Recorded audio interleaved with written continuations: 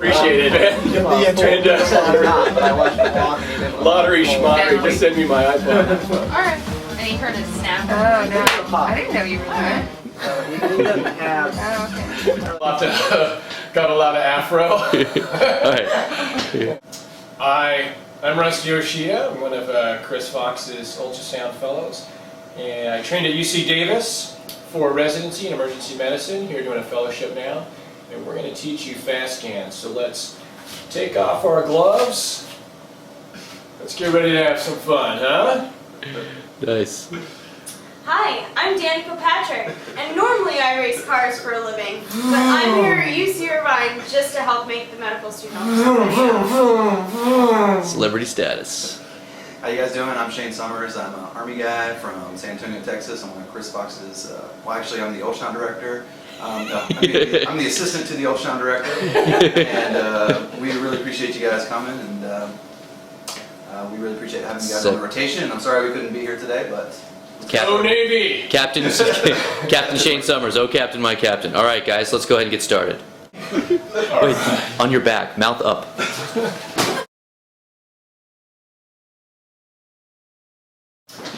All right, first thing I'm going to go over is when you first approach the machine, which also means when you first come on shift, you've got to make sure the machines are clean and ready to go. Normally, when you approach one of these machines, because the last student didn't do a very good job, and you should reprimand them for this, I would approach the machine with gloves on, because these things are disgusting. You never know where these probes have been, you know what I'm saying? Then, you want to get some of these little not for baby wipes. See that? It's not just for infants and toddlers. No big people without any private parts, and no female people without any parts either, all right? So you're going to get a couple of these cavity wipes, and don't let the name fool you. They're not just for cavities, they're for all sorts of things, all right? When you approach the machine, you take out one of the little cavity wipes. We're just going to clean the probe off. We're just going to get all these little nooks and crannies, sort of like flossing the probe, if you will, but we don't have any floss. We're going to use cavity wipes instead. So we're going to wipe this. Oh, I need the vaginal probe. Okay. So, which one? Is it this one? Okay, so that takes care of how to clean the machine, and the machine is now ready for use. One final point, and this is a very, very important point, because again, these probes are very expensive, and we have to be very careful with them. There's only two places where this probe should be. That's in your hand or in the stand.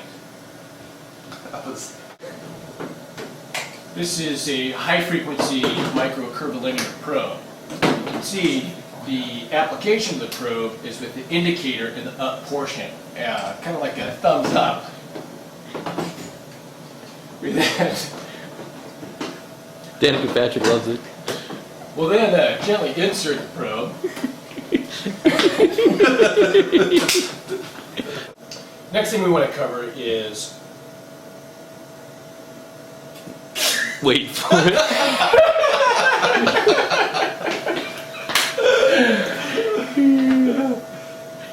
We gotta get going. The screen uniformly dark. If you turn it way up, the screen is going to be uniformly bright. The right amount of gain would be somewhere between where the liver parenchyma has a slightly increased echogenicity compared to the renal cortex. So you can see how the renal cortex right here is a little bit less bright or less echogenic, as we would say, than the liver parenchyma. So this is probably the optimal gain setting right about there. When you're doing a fast scan, you're looking for fluid in this pouch, Morrison's pouch, in the hepatorenal recess. Oh, I see what you're talking about now. Right, yeah, I mean, you definitely don't want to turn a blind eye to that, am I right? I mean, come on now. This is sticky.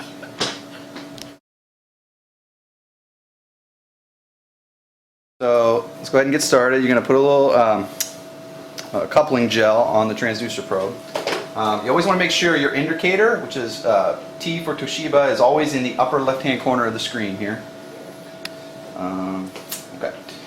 Now, another thing about the probe, when you do ultrasound scanning, is this is the indicator, or the index.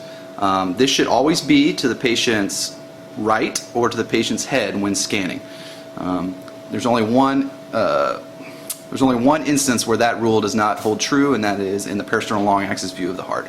But otherwise, if you keep the index to the patient's right or the index to the patient's head while scanning, and you make sure the indicator's in the upper left-hand corner of this ultrasound screen, you'll be okay. All of your orientation will be correct. Don't try this at home. Okay, so we're going to start with the fast scan.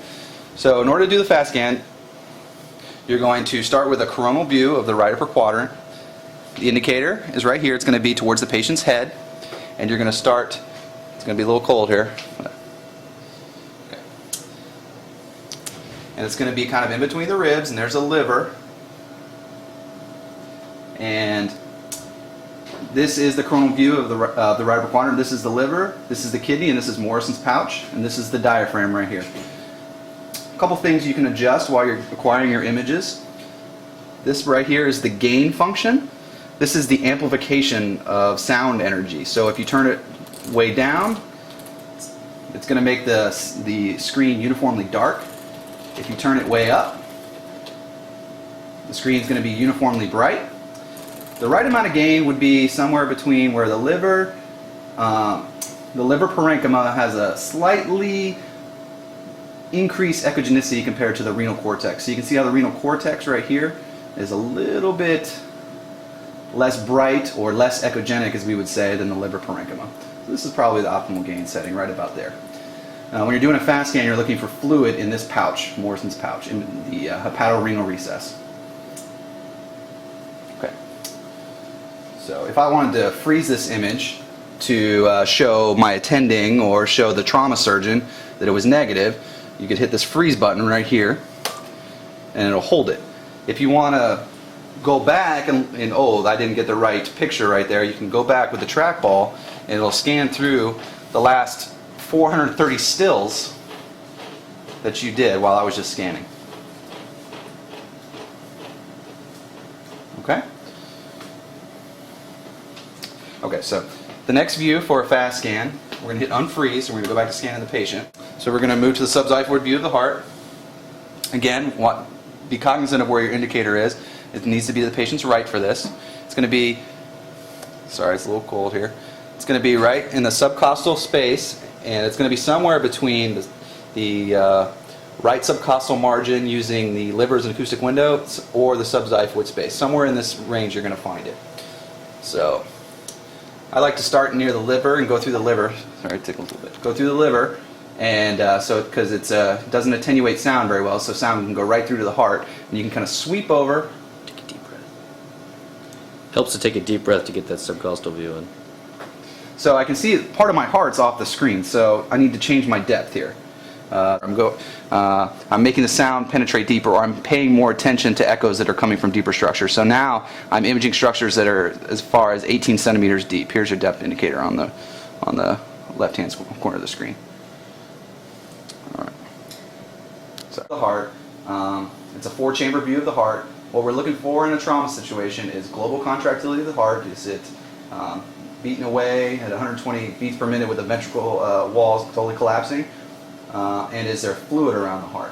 So it looks like she's got normal contractility, and I do not see any pericardial effusion. So because you guys could see on that last subcostal view, it wasn't optimal. I couldn't really see the apex of the heart, and that wasn't because of operator error, because I'm really good at ultrasounds. It really has to do with some people just, especially in trauma patients, their anatomy is not always conducive to getting a good subcostal view of the heart. About 15% of the time, you're not going to get a great subcostal view. And that's why we've added another view, kind of the standard additional view in the fast scan called the peristernal long axis view.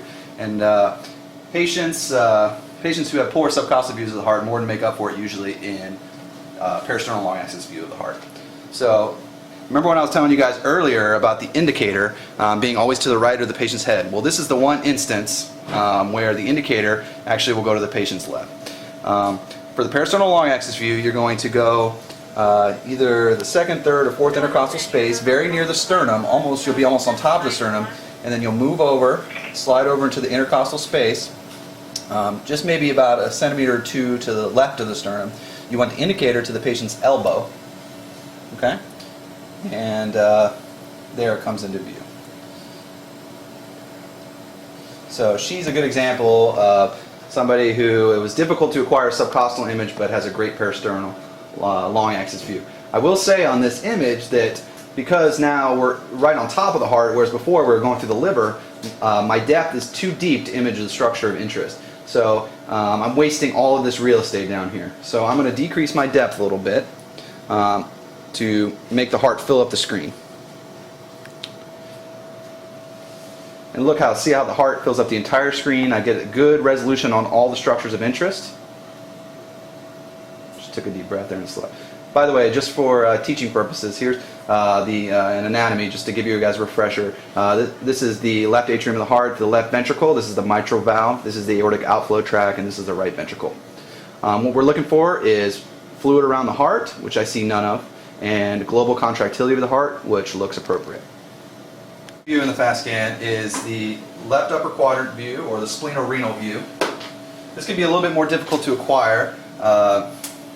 Wherever you found the right upper quadrant view, keep in mind that the liver kind of pushes everything down on the right. So when you get the left upper quadrant view, the kidney tends to be a little bit higher and a little bit more posterior. So just go a little bit higher and more posterior than where you did on the where you found the Morrison's pouch on the right. So again, indicator back to the patient's right, to the patient's head, and you're just going to put it right there, a little bit more posterior, a little bit higher, and you can see I'm almost to, my probe is flat and almost to the bed.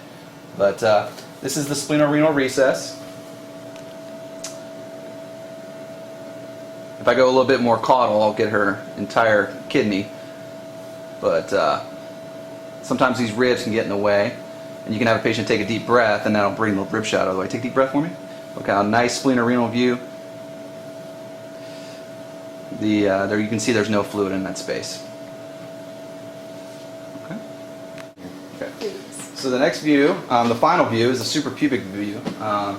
You're looking for fluid in the retrovesicular space. Again, I'm wasting real estate here, a little bit too deep. Okay. I'm looking for fluid back here in the space here. I don't see any fluid.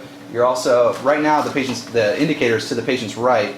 I'm about a centimeter cephalad to the pubic bone, and I've got my probe angled about 45 degrees caudally. So we scan through that view, and then we turn the probe with the indicator to the patient's head, and now I have a sagittal view. And I'm looking for fluid in the retrovesicular space and also in the pouch of Douglas back here. Point out the vaginal stripe in the uterus. Okay, so it's a little bit difficult on her because you need to have a completely full bladder to get a good transabdominal view of the uterus. But this is the fundus of the uterus. This is the cervix down here. The vaginal stripe is going to come up like this. This is the patient's head. This is the patient's feet. This is anterior and this is posterior. She keeps laughing. So, I guess, okay. Another thing is, point out on the machine, there's a function called time gain compensation, or TGC. That's these things over here. What that does is, instead of the gain changing the brightness overall for the entire screen, that'll change the brightness at a certain level of the screen. So in this view, oftentimes because of posterior acoustic enhancement, the far field is much brighter than it normally should be. So you can turn down the gain a little bit by moving these buttons down, and it makes it less bright in the far field. Let me just show you, if I was to increase it all the way, it would make the far field really bright, but the near field normal. But if I'm moving all the buttons just here, I'm compensating for deeper echoes and making it less bright in the far field without changing the overall uniform brightness of the screen.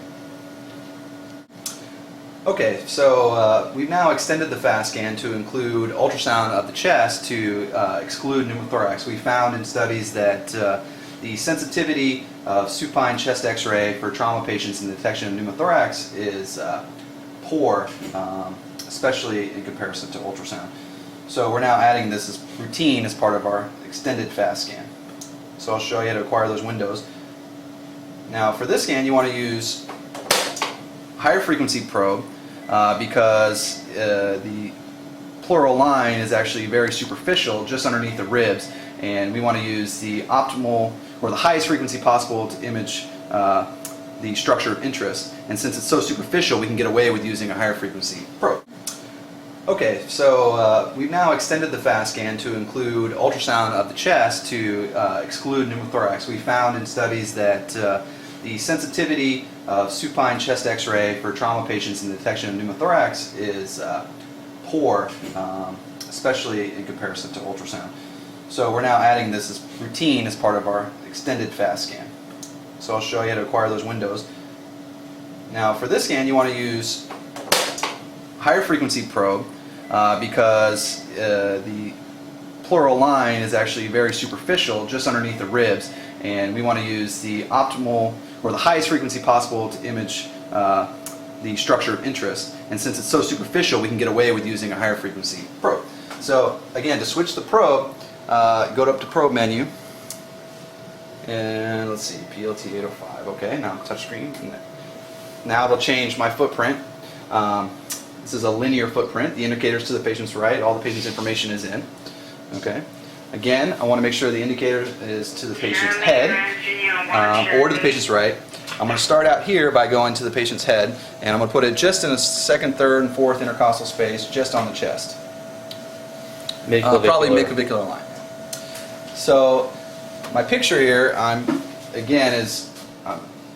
this is all wasted real estate. I'm imaging 10 centimeters deep, which is unnecessary, and it's leading to poor image quality. So I'm going to change my depth again.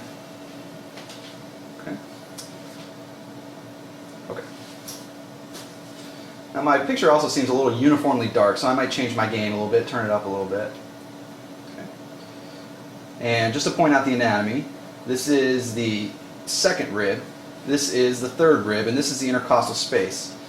This brightly echogenic line just underneath the ribs, in between the two, is the pleural line, where the visceral and parietal pleura rub together or slide against each other.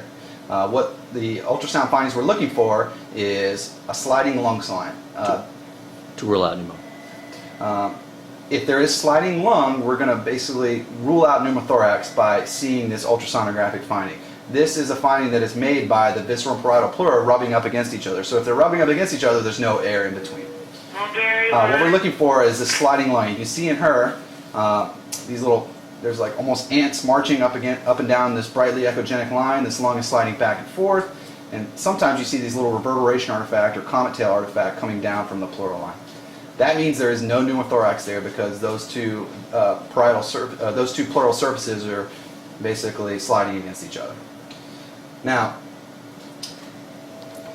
I'm going to show you guys another way you can rule out pneumothorax. Instead of using the 2D mode, we can change the mode on the ultrasound machine to use the M mode. M mode stands for motion mode, and here's the button right here. Motion mode detects moving structures or moving reflectors at a certain distance on a certain scan line. So when I hit M mode, it's going to pull up this scan line, which I can move with the trackball back and forth. I'm going to pull this, I'm going to take this scan line and I'm going to put it right in between the ribs, going straight down, so the pleural line is, it's cutting right through the pleural line. And what this screen is doing down here is detecting motion along this particular line over time. So this bright line here corresponds to this bright line here. You can see it's 2 centimeters on the M mode line, and it's 2 centimeters on the 2D or B mode line. What this is showing is that there is motion along the visceral and pleural interface, so therefore there is no air in between because the two surfaces are moving back and forth against each other. It's just another way of looking at the same thing. And what we're looking for, again, I'm going to change my depth a little bit. And turn up the far field TGC also. It's a little bit dark in the far field here, so I'm going to turn up the far field TGC. See how I just slide these buttons over a little bit and it makes the far field a little bit brighter without changing the near field. And I can see clearly here, I'm going to hit freeze so I can show you guys. What we're looking for to rule out pneumothorax is we're looking for what's called sky, ocean, beach. And basically, this is the sky. This is the ocean. You see how it's a little bit different echogenicity, and this is the beach. You can see how it looks like a sandy beach. This beach is demonstrating kind of shaggy motion along this brightly echogenic pleural line right here. If there's motion along that pleural line, that means there's no air in between those two interfaces and therefore excludes the pneumothorax. Okay, so just to review, this is the screen you're looking for. This is the M mode, this is the B mode, and they're superposed on each other. That's called duplex imaging. This depth of 3 centimeters corresponds to this depth of 3 centimeters on the M mode image. This little section of tissue 1 centimeter down corresponds to the chest wall. This little section corresponds to the intercostal muscle between the two ribs, and this, at a depth of 2 centimeters, is the pleural line. At the pleural line, there's motion between the visceral and parietal pleura. Therefore, it shows a lot of motion on the screen, and therefore it excludes pneumothorax. Whereas there's not a whole lot of motion in the intercostal muscles or chest wall. If there was a pneumothorax, there would be no beach. It would just, the whole screen would almost look what's called like frozen echoes, because there's no motion along this interface. So the whole screen would just look frozen. So I'm going to try to show you guys on Elena here. Sorry, Danica. Or you. What it would look like. Now, whenever you get kind of lost in the ultrasound and you're like, whoa, what's going on? Just go back to 2D and it'll bring back, hit this 2D button and it'll bring you back to home base here. All right, so I'm going to try to scan and show you guys what a pneumothorax may look like by having the patient take a deep breath. If she takes a deep breath, there's really not a whole lot of motion along that line. So therefore, it would look like no beach or frozen echoes. A little bit superficial. I'm going to change my depth here. This is the pleural line again. This is the ribs. This is the pleural line in between. So breathe normal. You see the lung sliding. Okay, put the M mode on. Okay, M mode. It's going to bring up my scan line. I'm going to put it right in the middle here. Nice beach. There's motion over time at the parietal pleural interface. So it looks like a nice beach here. Now she's going to hold her breath. Not move a muscle.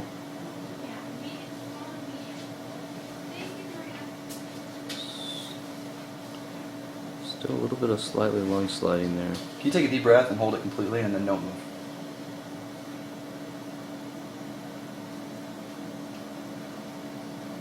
There. That's good. Mimic there. Perfect. Okay. So see how the screen is almost uniformly frozen. There's no shaggy, wavy, sandy beach at the bottom there in the far field. So we'll go back and show you what a normal M mode looks like.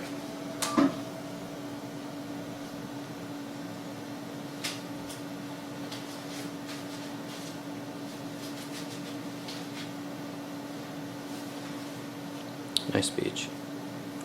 All right, that's it.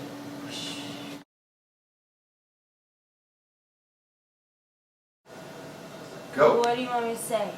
I want you to say your feelings about the book, Fox's book. It sucks, man! 2 thumbs down! No, it's pretty good. There's an error in there. What's that? When you talk about the peristernal long view, the one that goes here, sternum, move it over, in between the ribs, turn it, there's an error because your book says pointed to the right shoulder, when in fact it should be pointed to the patient's left elbow, unless... Well, actually, it depends on where your indicator is on the screen. That's why we stress that your indicator should always be in the upper right-hand corner of the screen. When you go to your preset menu, there's a preset button down here that can, and you can choose your application. Well, when you choose cardiac, it's going to, it's going to completely switch the indicator over to left because the cardiologists like to be all cattywampus and go against the radiology world. So the preset for cardiology puts the indicator to the patient's, or to the upper right-hand corner of the screen, which makes everything backwards for our purposes. So Dr. Fox was indeed correct, actually.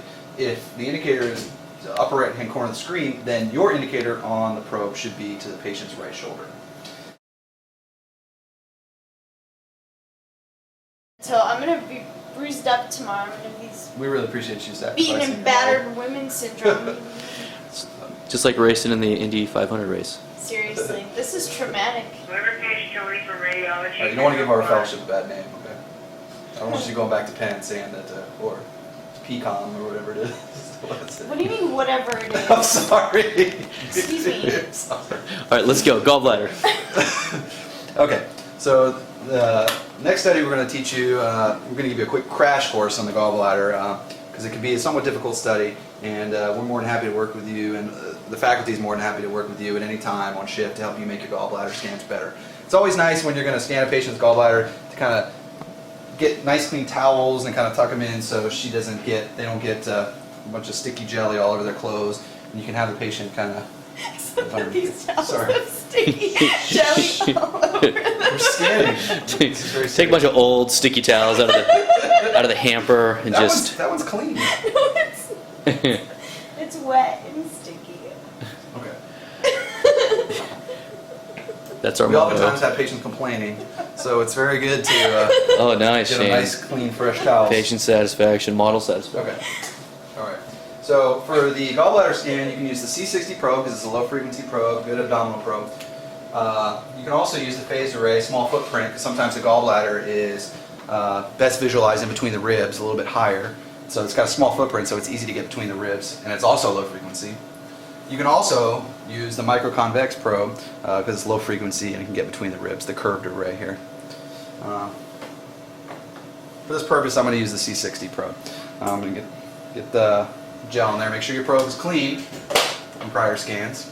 Gel them up, and we're going to start. Make sure the indicator is to the upper left-hand corner of the screen. The patient's information is in. We've got the indicator. I'm very cognizant of where the indicator is, and we're going to do what's called a subcostal sweep, which is we're going to start in the subxiphoid recess here, and we're going to scan over in a sagittal plane, because it's sagittal because the index is to the patient's head, and we're going to kind of scan over subcostally through the liver until I see the gallbladder. Now look, I don't really see a whole lot. I just see a lot of gas,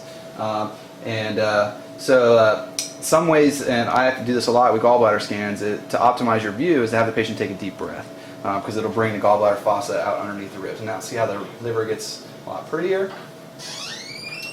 And there's the gallbladder. It's the most anterior tubular structure in the abdomen, and if you were to put flow on it, there's no flow in it. So I know that's the gallbladder. Show us how you put the flow on this. Okay. Toshiba's Ario. So there's many forms of Doppler, but all Doppler does is tell if there is flow coming from a particular reflector. CDI stands for color Doppler. Imaging. Imaging. That just says, that brings up some sort of color scale that can tell if there is flow, yes, no, and what direction that flow is going. Blue means the flow is going away from the probe. It doesn't mean venous flow. It just means the probe is, the blood in the portal venous system here is flowing away from the probe, whereas the red and yellow means flow is coming towards the probe. So that the color, the CDI gives us information on flow, yes, no, and directionality. Bart, blue away, red towards. The next form of Doppler is called pulse wave Doppler, PW. And what that does is that brings up a set of gates that you can put over. Pardon me. Alright. Pardon me again. Look at my CBD, that's pretty freaking cool. So this is power Doppler. This is, this is pulse wave Doppler. This is spectral Doppler. This gives us information on waveforms. As you can see, I have the gates placed over the aorta. It has a good arterial triphasic waveform. To get back to regular imaging, brightness mode, just hit 2D. Home base, 2D, when you get lost. So back to gallbladder, we kind of got off kilter there. Oh, do you want me to show them power Doppler? Yeah, sure. Okay.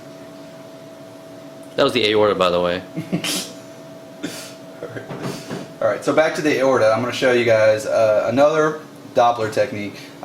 Remember, color Doppler gives us information on flow and directionality. The power Doppler is in between. That's one color, and it doesn't tell us about which direction the flow is going. It just tells us if flow is there.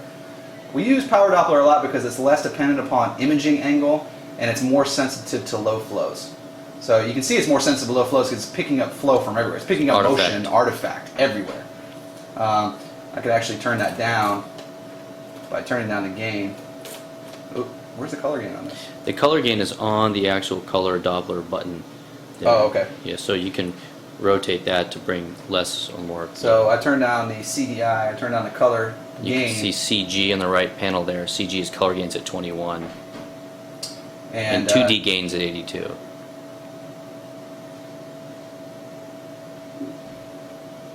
Decreasing its depth, maximize screen real estate. And we only use color really for fun. We don't really use it much for diagnostic purposes 98% of the time. The only time I use it diagnostically is if I'm looking at the testicles, or sometimes the ovaries for flow, or sometimes around the appendix when it's inflamed, or an ectopic pregnancy for increased flow or ring of fire. Otherwise, I don't really bother so much with the Doppler. I mean, it's cool to look at, it's pretty, but it outlines the vasculature pretty well, but we don't really use it diagnostically very much in emergency ultrasound. So back to the gallbladder. Back to the gallbladder. Okay, so subcostal sweep. I'm going to sweep over. I'm going to have the patient take a deep breath. I've got the indicator to the patient's head, and I see the liver, and that's a good acoustic window here. And can you take a deep breath for me?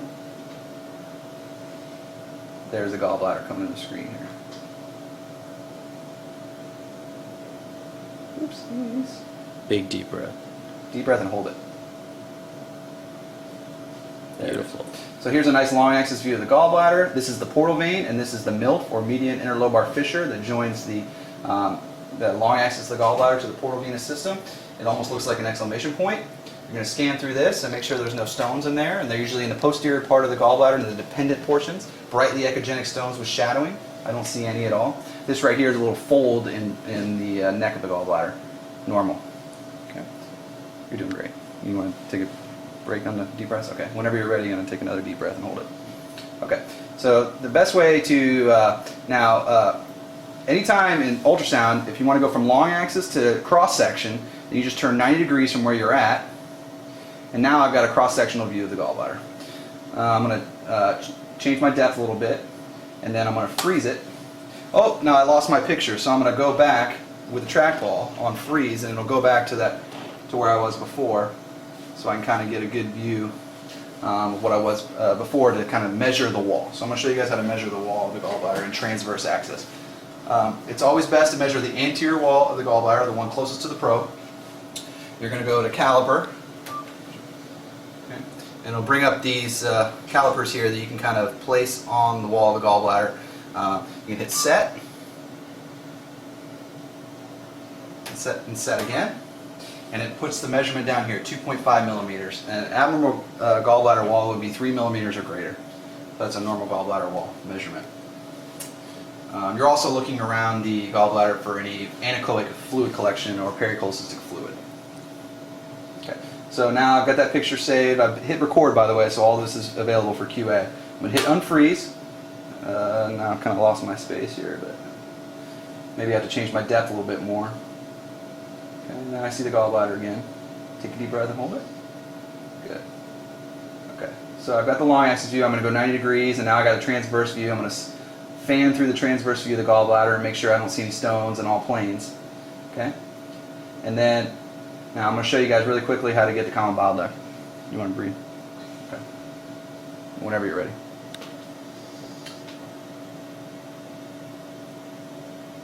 Okay. This is the view you want to get the common bile duct. You want the long axis view of the gallbladder. You're going to find the portal vein, which is the dot of the exclamation point. The portal vein is transverse axis, so in order to get the portal vein to get in the long axis view, which is what you want, you're going to turn 90 degrees until it stretches out in its long axis view. I believe that's the portal vein right there. And the common bile duct is just anterior to the portal vein, running completely parallel. So let me show you guys that again. I'll try to freeze it up for you. Okay. So take a deep breath and hold it.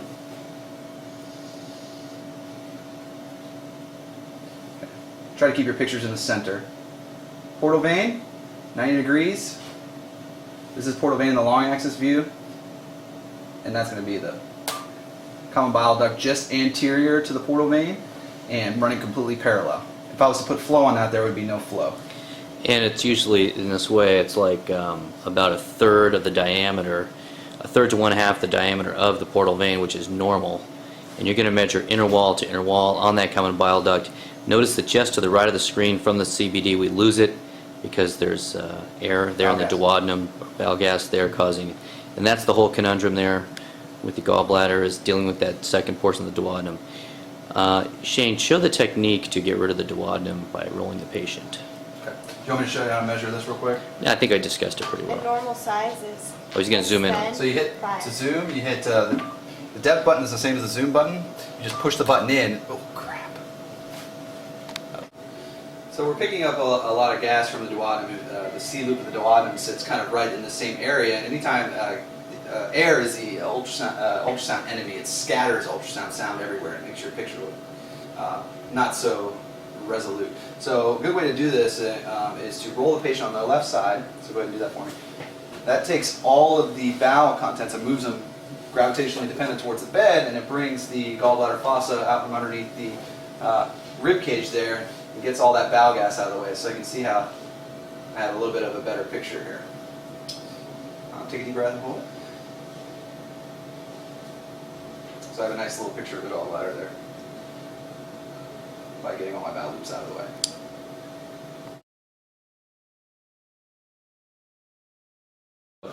The next application we're going to do is the aorta. So one other tidbit that I'm going to add here too is you approach the patient, make sure you maximize your comfort so as not to hurt yourself, also to help try and maximize your images. As you come up to the bed, go and raise the bed to the height that works the best for you. I'm going to raise the bed up a little bit higher for myself so I don't have to hunch over. I can maximize the image. If possible, you should also always try to scan for the patient's right.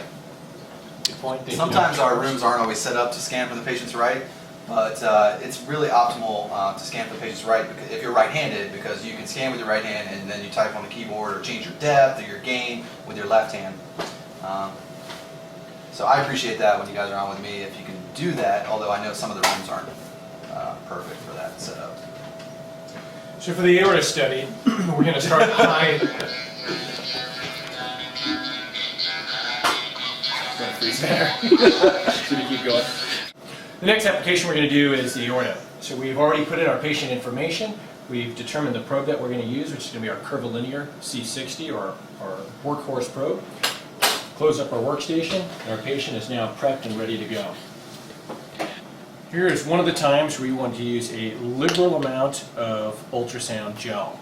So we're going to start high up in the epigastrium at approximately the xiphoid process. We're going to work our way down to T10, which is the belly button and the bifurcation of That's the...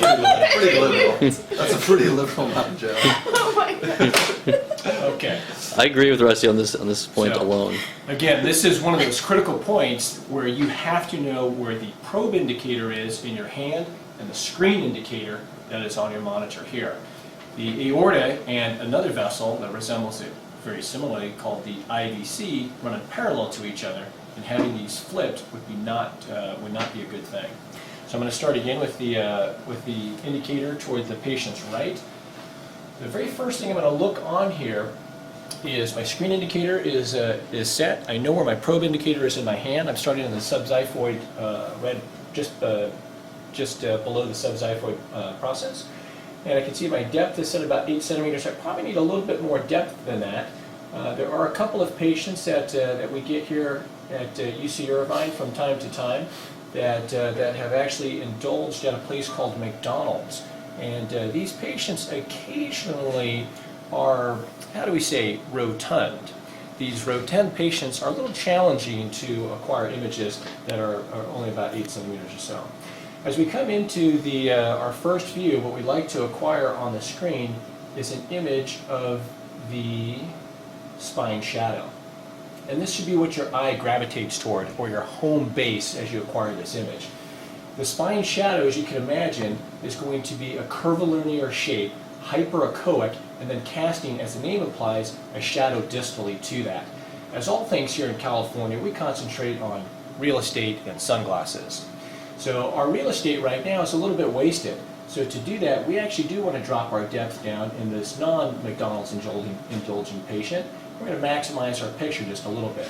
we see immediately two dark fluid-filled structures, or dark structures potentially containing fluid. Things that are fluid are generally blood. We see a structure here and a structure here. The structure on the right side of the screen, Left side of the patient. which corresponds to the left side of the patient, is the aorta. The structure on the left side of the screen, which is on the right side of the patient, is the IVC. So you can see both structures, if we press hard enough, are actually a little bit compressible. So medication will cause a little Don't do bit of this at distress as I try that again Everybody gets. into your patient. They're so funny. This should be avoided if possible. She's So- never coming back. Back to our image. All right. So once your patient stops laughing and relaxes their abdomen, or should they have a taut or difficult abdomen, one trick to try is bend your knees, please. Bend your legs. And that'll relax. She's like, their what are they doing to me now? that'll relax their abdomen just a little bit. So when you come back up here into the belly, just relax it. And again, so our eye is going to gravitate toward the spine shadow. We see the aorta.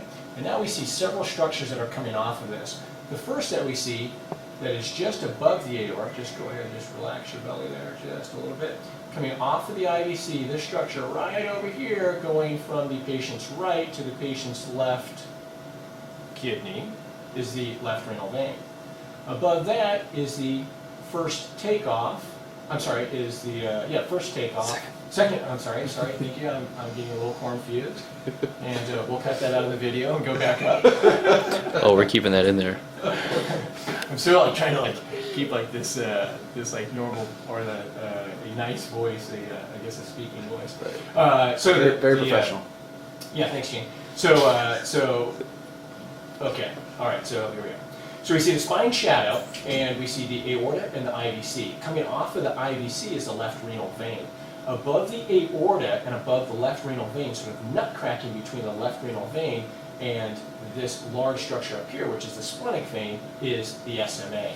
So the SMA, of course, is the second takeoff of the aorta, which means we need to come a little bit more proximally if we can.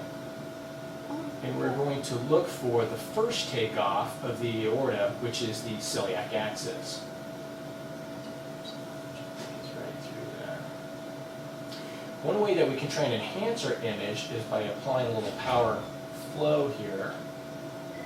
We can set our box by hitting the set button. It gives us 4 corners to manipulate our box. Press set again and drag it over area of interest. Decrease our gain on that just a little bit. Oh, the color gain is on the CDI button. I just figured that out. If you turn the CDI knob. Yeah, the problem is our patient is just a little too wiggly worm over here. And yeah, she's just in a little bit of a pain. So that's where we are. So then we Always blame the patient whenever you can't get an image, Exactly, by the yeah. way. That's so a then we go good back tip in to ultrasound. color flow. So we're going to drop our depth down just a little bit, because as we slide down, keeping the spine shadow and the aorta and the IVC into view, we can notice our next takeoff is the SMA, which is coming onto the screen here. And we slide down. We're going to decrease our depth now as the lordotic curve is going to push up the vertebral column.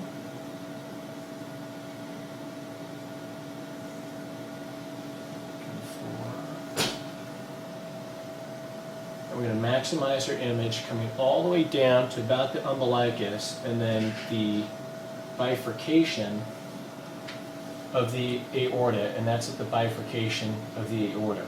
We're going to follow each iliac down, as each iliac could independently have an aneurysm.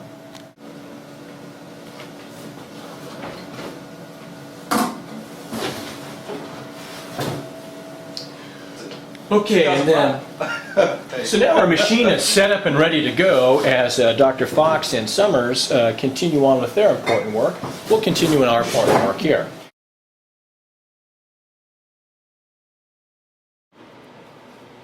Hey everybody, I'm Brent Becker. I'm the Ultrasound Fellow for this year, 2010-2011. I'm just going to give you a basic introduction to the machine and kind of the ultrasound rotation in general. So we'll just start with the basic machine. This is the Sunsite Turbo. This is going to be your workhorse machine. Flip the screen up. Try to avoid putting stickers along here because it leaves all this nasty residue. So first things first, you have a patient that you want to scan. We're going to talk about how to get the machine set up to record so that it goes through and will be viewable in QA. So you boot up the machine with the power button, and then you're going to hit this patient button. And this gets you into the screen where you can input patient information. So you want to go to the new end, and you can hit this button, and it will clear this slot here. So then you'll punch in the patient's medical record number here, and then your assigned initials. I'm Brent Becker, so I'm BB, and whoever else might be. Over here under exam, you can select the type of exam depending on which probe you have selected. So we'll just stick with abdomen, and then you hit How are you the done selecting button. things? What are you using as a mouse click to select? So there is a mouse pad or a track pad here, and the select button is what you push to click. You know, it's the equivalent of a mouse button. And show me the patient info button again. The patient button, Mm-hmm. is right there. Right there. Okay, got it. Thank you. And that gets you back to this screen. And you can either manipulate the screen with this trackpad, or you can use these buttons along here, and they correspond to the display Soft here. keys. Right. Good. Excellent. Okay. All right. Once you have the machine on, you have to plug it in order to turn on the digital recorder, or the iRecord down here. So as soon as I find the plug... I plugged it in. Oh, it's plugged in. It looks like your colleague already plugged it in here. Good job. Thanks, Connie. We have a couple students here too with us also. They saying hi.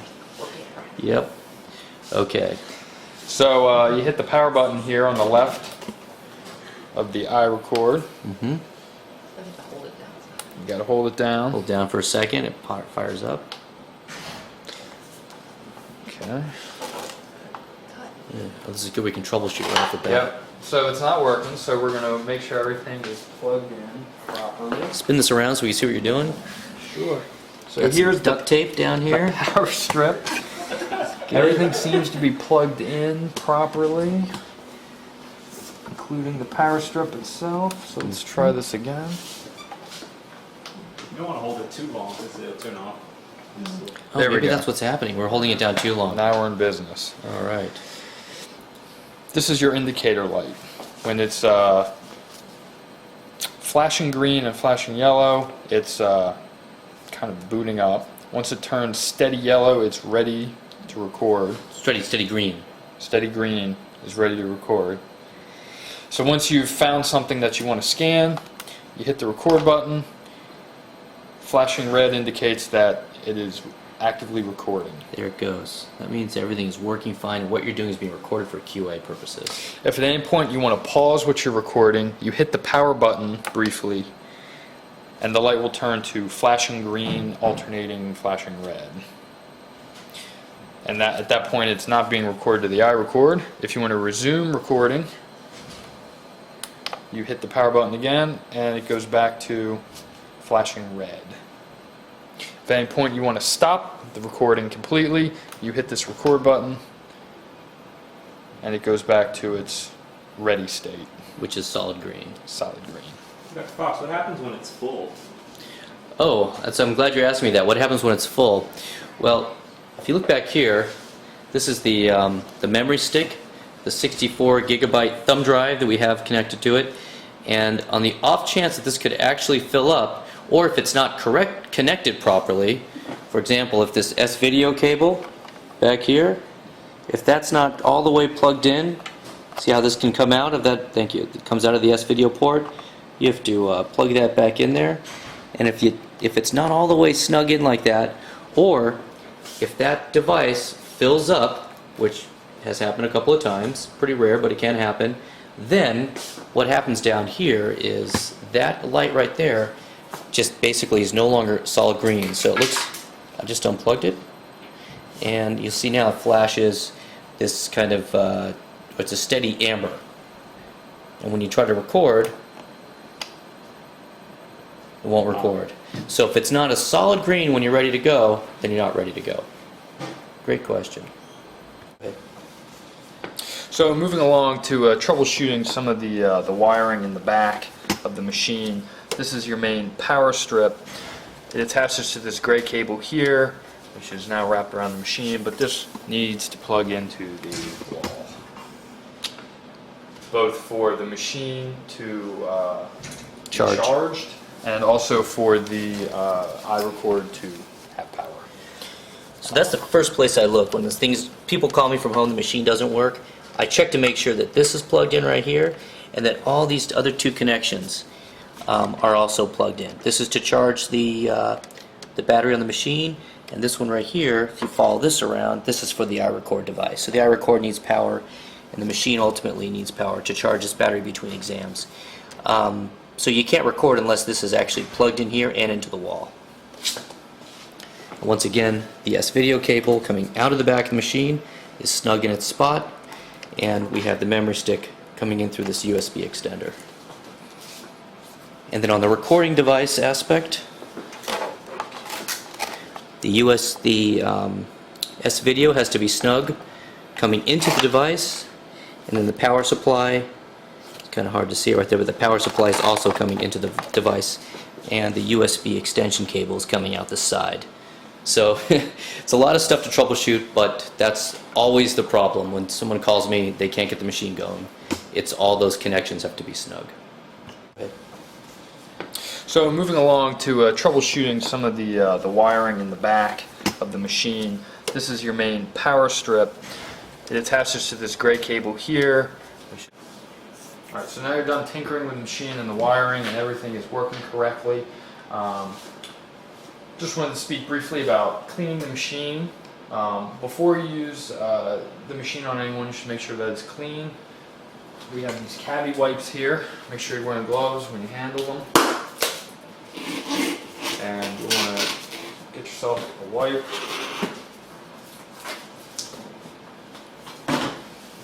Once you have a probe you intend to use, give it a good wipe down and let it dry before you use it. That should also be repeated when you're done, both to clean the gel off the probe and also to disinfect it. You could wipe the keyboard down with one of these cavi wipes as well. The keyboard's a sealed unit. You can just give the whole thing a good wipe down between before and after each use. You should avoid using these on the screen, however, because it leaves a little bit of a residue. Best way to clean the screen is with just using a paper towel above the sink, a little bit of water, wipe it off, and you're good to go. So let's talk about the probes very briefly. There's a number of different probes that we have. The endocavitary probe that you're going to be using for your endovaginals or your peritonsillar abscesses. Where's the indicator on that probe? The indicator is basically where your thumb goes. You have the trigger, and then you have the top thumb rest. Good. And this is the probe marker. Excellent. There's also a little nubbin here on the top. Yeah. This is your phased array. Generally, it's a bit of a multi-purpose probe. It's good for intercostal views of the heart. Show the indicator. Indicator is this raised dot here. And also the little groove. And the groove along the side. Good. Always to the patient's right or to the head, unless you're doing peristernal long, and this towards the patient's left head. But more on that later. This is your linear short footprint.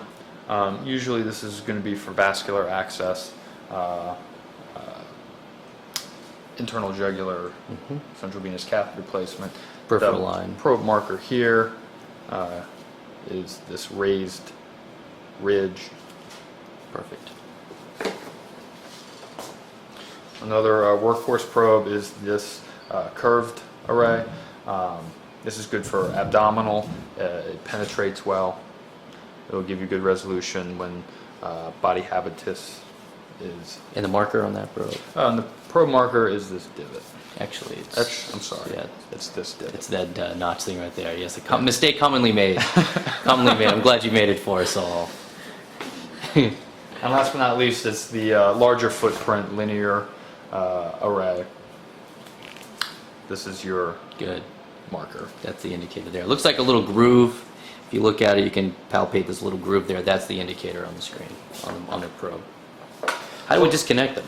So yeah, so you want to use a probe that's not currently connected to this three-way selector. And as an aside, in order to change which probe you're using, you just hit the button above the respective wire.